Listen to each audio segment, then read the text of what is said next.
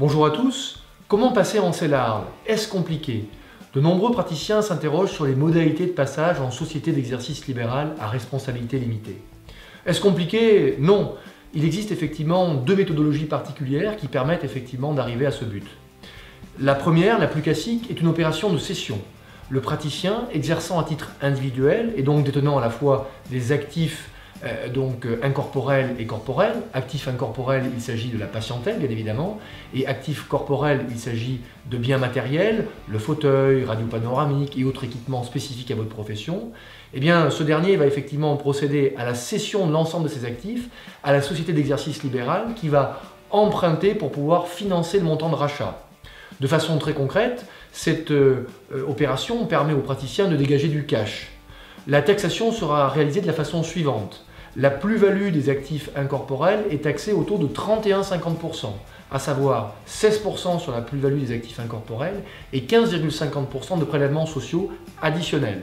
A contrario, sur la plus-value de cession des biens matériels, eh bien celle-ci entrera directement dans le cadre de votre BNC, à court terme à hauteur des amortissements et à long terme au-delà.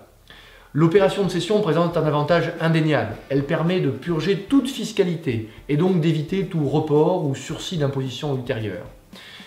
C'est une solution effectivement qui est extrêmement usitée car elle permet effectivement aux praticiens de dégager du cash de façon ponctuelle et comme vous le savez, les revenus des capitaux sont nettement moins taxés que les revenus du travail.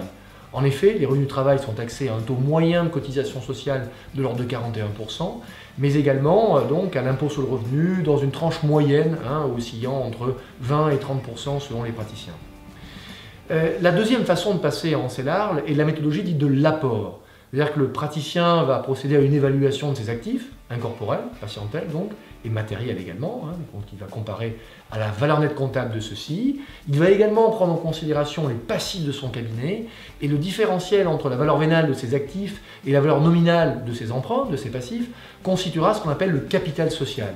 Et le praticien sera amené à recevoir des parts en échange donc des actifs et des passifs qu'il aura apportés à sa société d'exercice libéral à responsabilité limitée. Cette solution présente deux avantages majeurs.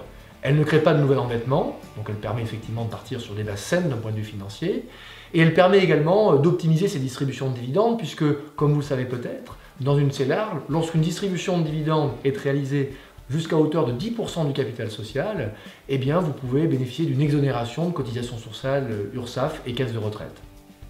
A contrario, il existe deux inconvénients majeurs afférents à cette opération d'apport. Le premier inconvénient est que cette opération d'apport génère une fiscalité latente. Je dirais qu'en quelque sorte, que le praticien va pouvoir effectivement, aura malheureusement avoir une sorte d'épée de Damoclès au-dessus de sa tête durant toute la phase de vie de sa CELARL jusqu'à la cession. Ce que je veux dire par là, c'est que, comme vous avez pu le constater, le montant de la plus-value résulte du différentiel entre la valeur vénale, la valeur marchande de la patientèle des biens matériels et le coût d'acquisition effectivement de ces derniers. Pour un praticien, par exemple, qui a créé sa patientèle, eh bien, le montant de la plus-value sera effectivement important.